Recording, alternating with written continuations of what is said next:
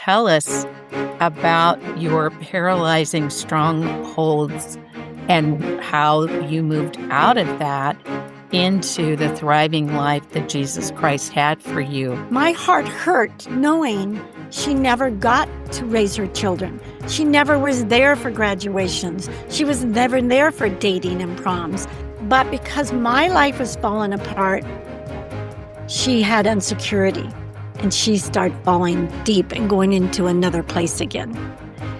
And I felt responsible for that. So then I was a bad daughter, a bad wife, a bad mother because I broke up our family. And so I went deep. I went to a very deep place. I wanted God to take me home. It was just that simple. I felt it would be best. I couldn't do it anymore. I was so tired. Well, you're sitting there on your floor asking to go home. Just sit for a moment and know God's there. Just ask Jesus. He will hold you. He will help you up. You're listening to Altered Stories with Michelle Gutch.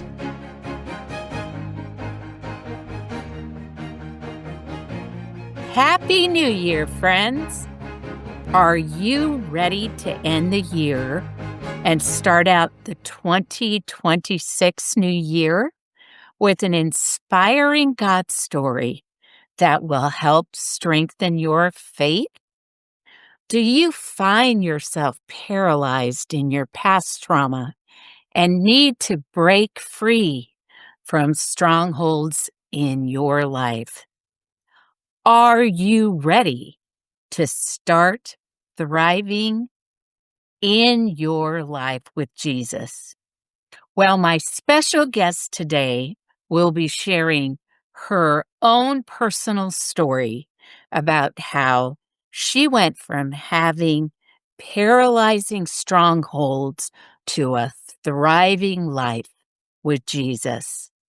This is your chief storyteller host, Michelle Saunders Gutch, and you are listening to the Altered Story Show, episode 173, featuring special guest here, Pamela Good, who is sharing her from paralyzing strongholds to a thriving life in Jesus, God's story. And the Altered Story Show shares transformational Christian women's God stories from all over the world so women around the world can hear them and never feel alone in their struggles. Two quick things, friends, before we bring Pamela to the mic. In 2025, we were blessed to share over 25 God stories on our YouTube channel and on your favorite podcast platforms. Thank you for listening. And if one of our God stories blessed you, then do bless us and consider taking and paying it forward with a donation to help other women share their God story in 2026. So, also, friends, I did want to share that we are upgrading our website in 2026. So, be ready to see some cool new things on the website at www.alteredstories.org. Now, here's what you need to know about Pamela. In addition to having been an author of He Never Let Go book, she has a diverse professional background that has included roles as fitness entrepreneur, personal trainer, real estate agent, correctional officer, certified surgical technologist. That's amazing. She's also a grandmother and is active in church ministries and enjoys staying healthy. Of course she does. She lives in Colorado. By biking, playing pickleball, Pilates, and weight training. So welcome to the show, Pamela. How are you doing today in the beautiful state of Colorado, if that's where you're at? Yes, I am great. Thank you for having me on your show, Michelle. And yes, I am in the state of Colorado, and it's been kind of warm here. So we've been able to be outside. We just need some snow. But I'm great. Thank you. Okay. Well, there was a lot that you shared in your bio and everything that Frontgate Media, by the way, thank you, Frontgate, for referring Pamela. But I would love to know, is there anything else you might want to share with our audience that you won't be sharing in your God story about who you are? Well, I'm also a speaker. I don't think that was in there. And I do love to go out and speak to young moms, older people, anyone that hopefully this can resonate with who is hurting. Um, I never in my wildest dreams thought, oh, one day I'm going to be an author and I'm going to be speaking about what God did in my life. That was not ever in my thought process or plan. So I'm pretty excited that this is in awe that this is what's happening. Um, and I love spending time with my grandchildren and listening to people and their stories that have opened up to me just because they know I've written this book. And it's heartwarming for sure. Well, cool. Thank you for sharing a little bit more. And, you and I talked a little bit before we interviewed, Yes. here. And I was curious, why do you think it's important for women to share their personal testimonies and their God stories? Well, what I've experienced as I finally have done this, because I have when I started my healing, I was in groups and they would ask people to share. And all I could do was cry. And I just looked at them like I couldn't even get a word out. I just shook my head and cried. There's no way I could have shared that. And a lot of women don't want to see themselves as broken. I never did. And you try to, same with my siblings. We hid it, we pushed it down. And all that does, it's so unhealthy for them, so unhealthy for other women. And in talking to many as I was writing my book, they just looked at me and go, oh, I could never share what's gone down in my life, or I couldn't do that. And it wasn't a matter of, look at me, world, look what I went through, look at my pains. I had to explain what I went through to show where God was in it and where he brought me through. And I think when you do that, it shows other women, me too.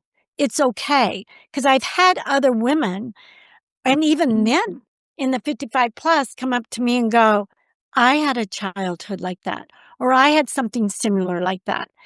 I even had a neighbor who my understanding isn't a believer. She wanted to celebrate me and she sat down and started telling me her story. There's no way she would have just, I don't think she's told that to many people. And No. I just looked at her and go, oh my goodness, you need to write your own story. And it was heartwarming. I've had several people come to me and go, can I talk to you about my story? And tell me more in depth about your story. Because obviously, everything isn't in the book. A lot's in the book. It's raw and real, but not everything. So I think it helps other people feel comfortable. And maybe it's a seed, it's a gold nugget that as time goes on, they realize maybe I can let go of that hurt. As I say in my book, I'm inviting anyone who reads it to explore the depths of their own pain and to find the courage to confront your past trauma and let it go. Because once you do, the freedom and how you transform from just surviving to thriving in life is amazing. And these women or men or whoever, young, old, need to hear this. Yes, they That's why. do. Well, I'm so honored that you would be the last guest of 2025 for Altered Story Show. So thank you. And there's a God reason why we brought you on for that purpose, because I think you're going to now tell us about your paralyzing strongholds and how you moved out of that into the thriving life that Jesus Christ had for you, right? Yes. So why don't you go ahead and walk us through that? Talk about your early years, talk about the rejection, some of the emotional pain, bring those verses from Psalms and Philippians, take us through that part of your life so that we now can, you know, really be blessed. Okay. So, thank you. What I usually do when I speak, I will start the story out and I will say, I was a child, 4 years old, 3 to 4 years old, along with my siblings. I have two brothers and a sister, and navigating life with a beautiful mind mother, like the movie Russell Crowe. Um, because she was diagnosed with paranoid schizophrenic. Mhm. So, in this life, we had to learn to fend for ourselves. And eventually, my dad moved across the street to live with my mom. It got so bad, or my grandparents. So, I usually start out by asking my audience or people to just kind of close your eyes and listen to my voice and hear what I have to say to begin it. And so I say, imagine now this little 4-year-old girl. She has a 1-year-old brother, a baby. She has a 5-year-old sister and then a 9-year-old brother. And she is in the home and she's hungry and her little brother's hungry and he's crying. But our mother is in another world. That's one of my chapters in my book. They go somewhere else to survive. Mm. And not always, sometimes they're there and coherent with you, but just depends on how deep they're going and how long they've had this disease. And back then, a lot of people didn't know what it was and couldn't explain it. And my dad was so frustrated and he was trying to work 2 or 3 jobs. And here we are, just very little at home. And we have a mother who is talking to herself, screaming at somebody across the street, smoking her cigarettes and tea. And we're hungry. I knew how to do grape nuts. I didn't know what to feed my little brother, nor did my sister. And my older brother got frustrated because my mom needed to feed my little brother. And then imagine this little 4-year-old girl watching her little brother cry and cry and cry because he's hungry. And now this little girl's 5. She comes home from kindergarten one day and she sees her mom with 2 black eyes and a broken arm. And her mom says, I fell mopping. But I just put it in that category. I shut it and blinked it out because my Christmases, I would have our dad come over, but then I would see my dad having her pinned up against the wall because he's so frustrated. He thought maybe he could shake sense into her because he didn't understand the Mm-mm. disease. Mm-mm. And then imagine this little 6-year-old girl now having to go to the hospital to have 6 poison teeth taken out of her that are infected and she's sick because she didn't have good dental hygiene or good nutrition. Now, open your eyes and look upon the stage, and here's that same little girl speaking to you and how God brought her through. And so then I just start from there and go through my grade school years, my childhood. We all handled it differently. I was very an introvert. I didn't want to leave home. We didn't have kids come into our house. And I would sit there and look out the window waiting for my dad to drive up to my grandma's house so I can run over and see my dad for a few minutes. And my grandma would say, he's tired, Pam, let him eat. And so the rejection kind of started there. And the fact that kids couldn't come to our house, which I didn't understand. I totally get it now. What parent would send their kid over to a house with a mentally ill mom, right? And so school was like, we didn't have parents come to our programs. So as time went on, I little girl across the street took me to Sunday school. And that's where I met Jesus for the first time.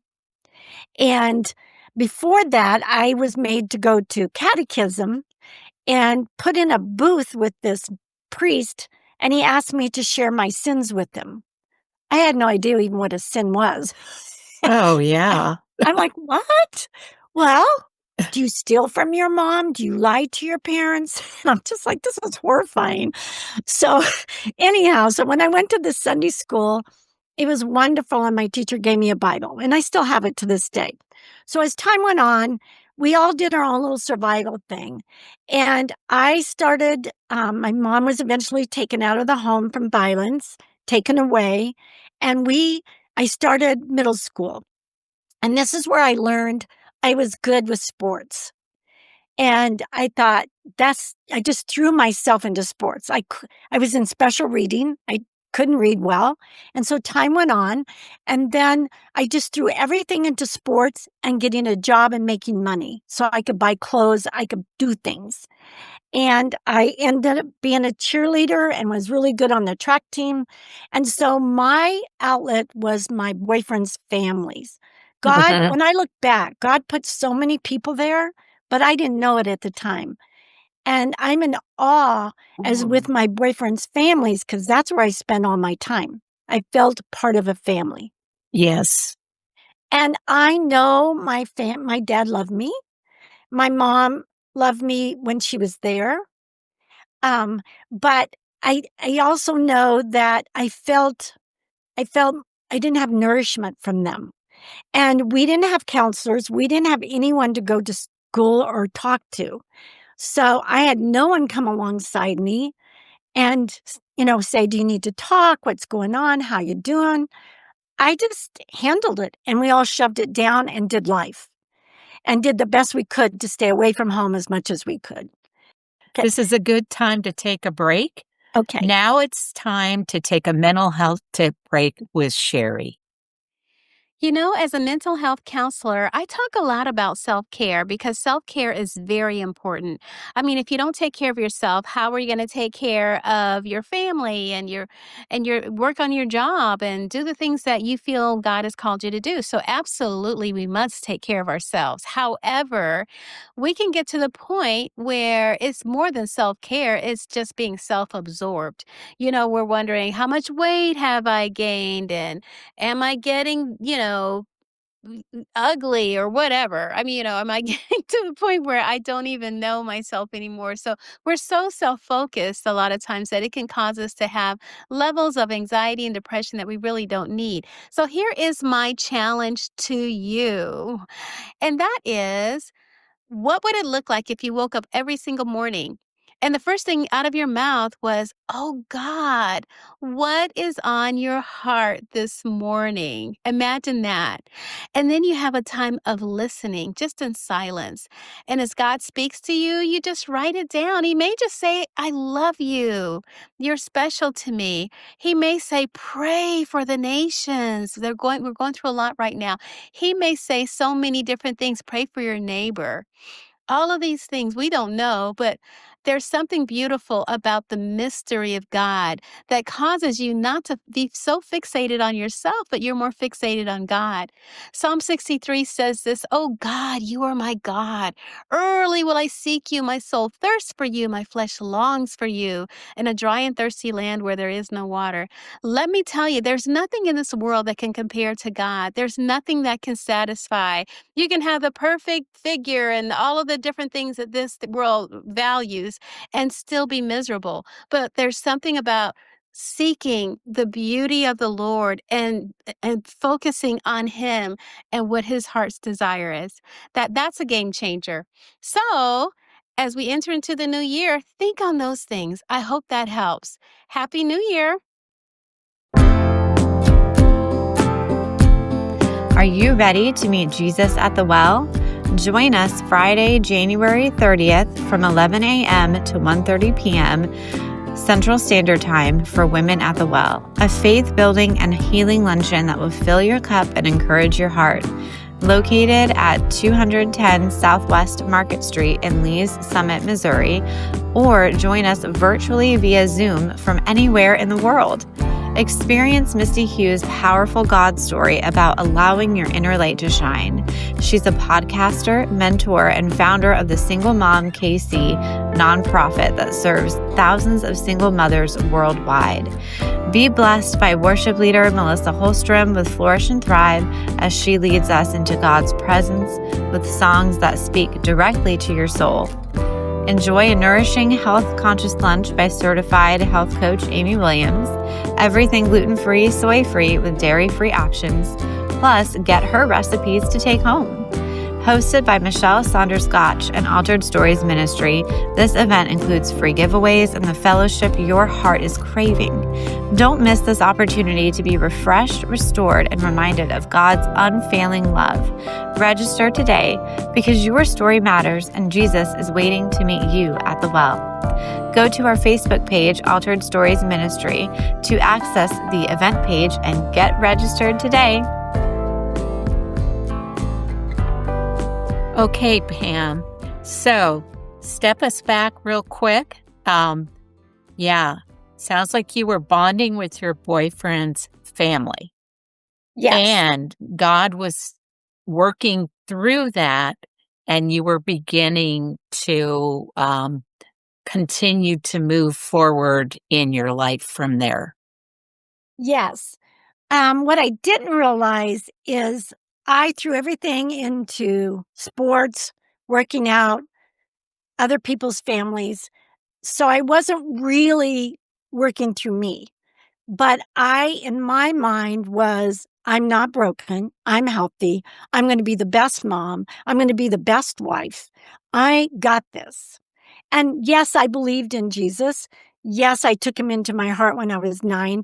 But did I follow him? Did I go to him? Did I trust him? No, and I wasn't a happy camper sometimes with God. And so I went out feeling this is on me. This is what I have to do. I have to do this. And so I just took it upon myself, not trusting God.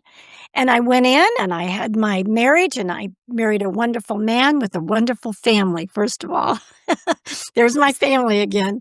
Yeah, no, And I will tell you, I'll interject here and say, I went through something very similar in different ways, but you do have that need for a family. So you tend to lean into relationships that bring that whole family dynamic. And I did the same thing. So I'm glad to hear that you were able to be blessed with that. Yes, I definitely was. And I didn't really see it at the time. I saw it when I was writing my book, that's what I was doing. But as time went on, of course, things were still pushed down in me. I was physically healthy. I kept my hormone level good. So I didn't get super depressed. But when I entered in and things kind of got rough in my marriage, um, and I felt not supported. I will pull back if I feel someone's not there with me. And we were going through a rough time and I pulled back and not knowing it was all my triggers inside. It was all those strongholds that Mhm. said to me, you're not good enough. You're not worthy. You're not this. You're not that. And I started feeling that when the one person I trusted the most, my husband, and then my father died, and he was my rock until I realized Jesus is really my rock. Yes. And so when I lost that, I just started spiraling really bad and not wanting to admit to that. And then decisions were made. And the next thing I saw myself, my marriage ended, my kids were going off to college. And before that, I had moved my mom out because she needed some caretaking. And my brother goes, "What are you doing? You have a family." I go, "I can't just leave her out there. She needs someone to support her." And she actually came out of her sickness for several years because she felt love and secure. And mental ill people really need that. And I got her Mhm. on some correct medication. Mhm. So my heart hurt knowing she never got to raise her children. She never was there for graduations. She was never there for dating and proms. She wasn't in part or weddings. And now she gets to be part of my children's life. That's And good. she was very intelligent, but because my life was falling apart, she had insecurity and she started falling deep and going into another place again. And I felt responsible for that. And so then I was a bad daughter, a bad wife, a bad mother because I broke up our family. And so I went deep. I went to a very deep place. And I wanted God to take me home. It was just that simple. I felt it would be best. I couldn't do it anymore. I was so tired. And then a pastor said to me once, "Well, you're sitting there on your floor asking to go home. Just sit for a moment and know God's there. Just ask Jesus. He will hold you. He will help you up." And so I tried that a few times, and little by little, he did. And that's where I met Jesus the second time. And this time it stuck. Yeah. Because I've tried everything on my own. I mean, I would jump out of an airplane thinking it would clear my head. I did a boxing bout because I was so angry at myself. I did a boxing thing in a ring with a girl 20 years younger than me. And I just needed to hit somebody because I was mad at myself. And none of that worked. You know, it was a temporary fix. And I Yeah. realized Jesus, he's what's left. Let's see what he can do. And sure enough, he walked me out of it. And it took years though. It took at least 12, 15 years. You know, and I'm still walking, but I'm so much healthier now. And the transition that I want people to see is that I had someone read my book because I was talking to a group. And she said to me, "The person I've known you for the last 4 or 5 years, I would have never imagined she was that little girl in that book." Mhm. And my friends have said the same thing. They actually enjoy being around me because I'm positive, not negative.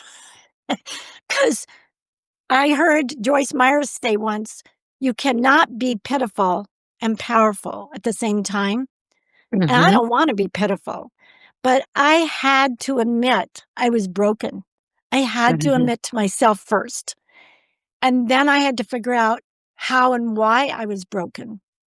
And in that process, I learned about the strongholds. That kept me down for years. And that was the ruler of darkness. I was his gold medal winner for sure on those. I mean, I stayed there for years and I helped myself stay there. You know, I had the root of self-rejection like none other. Even if I felt any little rejection, I made it tenfold in myself. And I went to retreat and I had been working really hard and thought I was there, and something happened during my son's wedding and I come tumbling down again. And I go, what is still going on here? And when I went to the retreat, they asked me to ask people, 3 people that I trusted. I asked 4 what my weaknesses were and what my strengths were. And I knew the weaknesses, but when someone writes it down and tells you that, I mean, you really hear it, right? And um, my son said to me for a weakness, "Why do you not like yourself, Mom?" That was hard. And that told me, and what my daughter said too, about not everything that goes wrong or is troubling or someone doesn't like you means it's about you, that you've done something wrong. Not everything is about you. And I had to learn that I don't need to take on all of that. I take on what I need to own, but I don't need to take on everybody else's. And that told me that I have transformed some of my triggers and my wanting to be perfect. I'm a recovering perfectionist because I felt if I was perfect, a perfect mom, a perfect wife, a perfect fitness business owner, a perfect this, then people wouldn't see the brokenness and I wouldn't see it. And I have kind of brought that on with my children because I didn't take care of it and not knowing it spilled onto them some.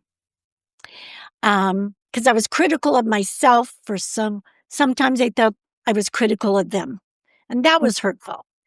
And then one of my other friends said to me, my weakness was, you will forgive everyone, but you don't forgive yourself. So those are little openings there.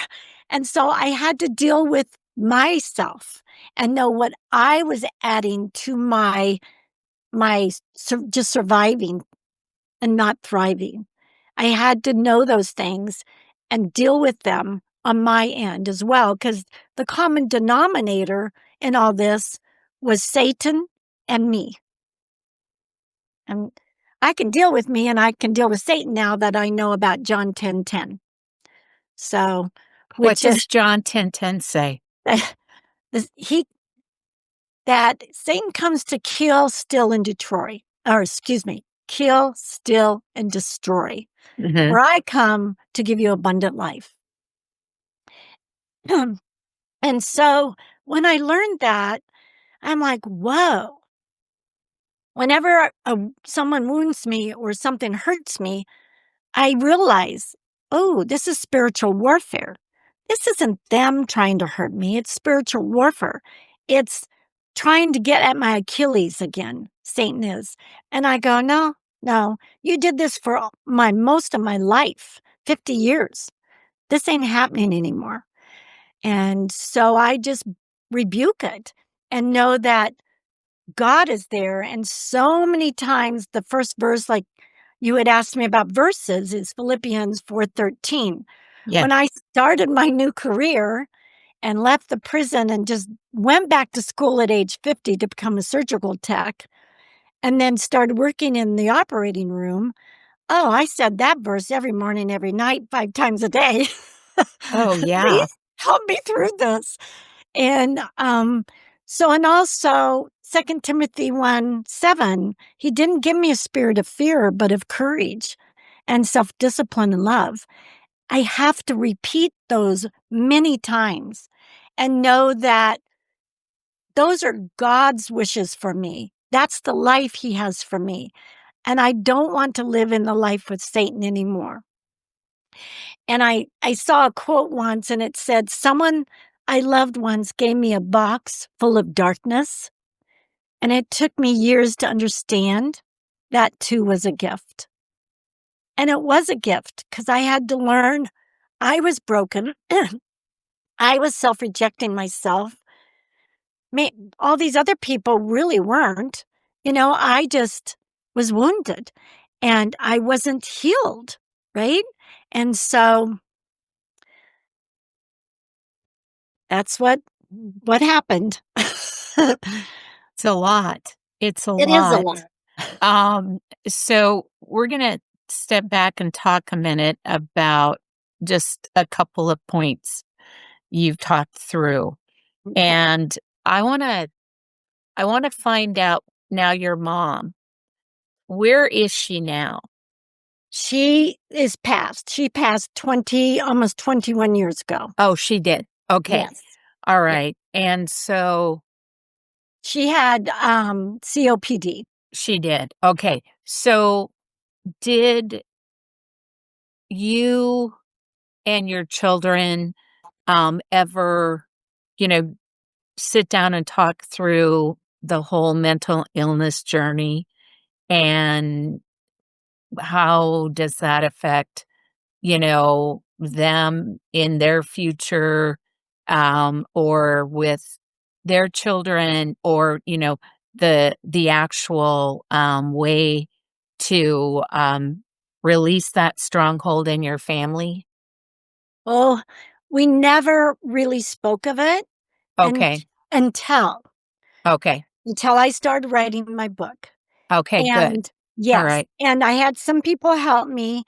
And they asked to interview them, and my siblings said yes. Okay. So they got interviewed. And then as I was writing it, I didn't want to offend anyone, and I needed information because I was so little. And Uh-huh. my older brother was much older. So he contributed to some of that. And my younger brother, he has knowledge because he sat down and talked with my dad when we got older Yeah. and learned so much. And they all contributed. And so every time I would email them or text them and go, "Do you remember where dad met mom? Do you remember this? Do you remember that?" We we had 4 different answers on Well, yeah, because they all have different stories. exactly. But when trauma, you remember things different. Like, Yeah. we all went to the hospital once to get mom, and my sister doesn't remember going. And both my younger brother and me go, "Yeah, you were there." And so there's just places that we block out, right? And Yes, in the and book, it that's part of said it too. Yeah. yes.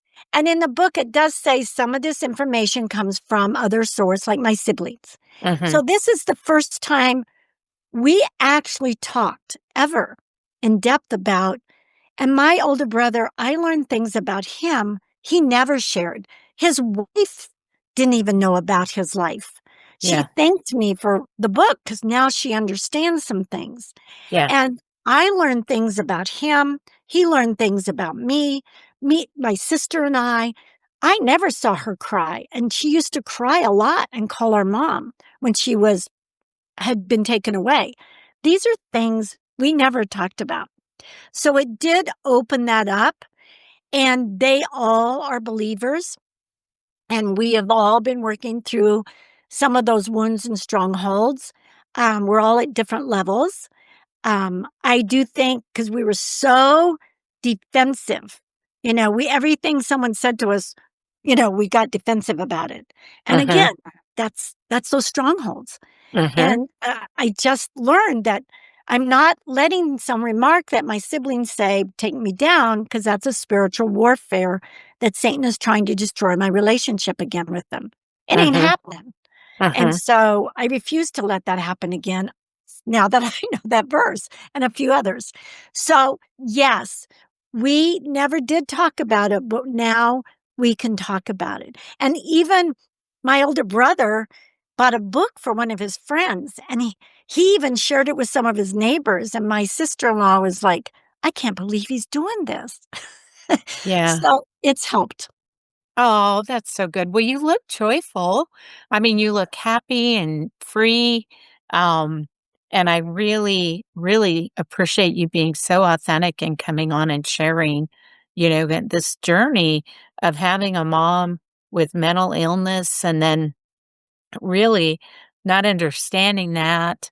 And then, how God redeemed it and how he's working and he's continuing to use you and use what your book is about. It's called Letting Go, He and never he let go. never let go, right? Yeah. Sorry, he never let go. And, you know, with other people that are listening now, Pamela, they're out there and they're dealing with struggles, through a whole mirage of challenges that are out there, whether it's you know, in the family or it's, you know, other things that are hitting them outside of that. Um, or they're, in a mental health struggle. I mean, look at what we just found out in the media about Rob Reiner and his son they're saying his son took his life and his wife's life and had a history of mental illness. I mean, can you just share some encouraging words, some last closing words to listeners who, are going through that journey and, just need hope, need to know where to turn, need healing, all of those things? I would love to.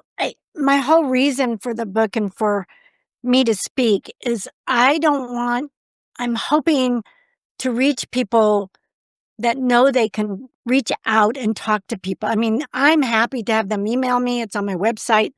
but just maybe your pastor, someone you know that you feel comfortable with. And it may not be in your immediate family, but know that there is someone there that will love on you. But I waited way too long. I broke to the ultimate broke.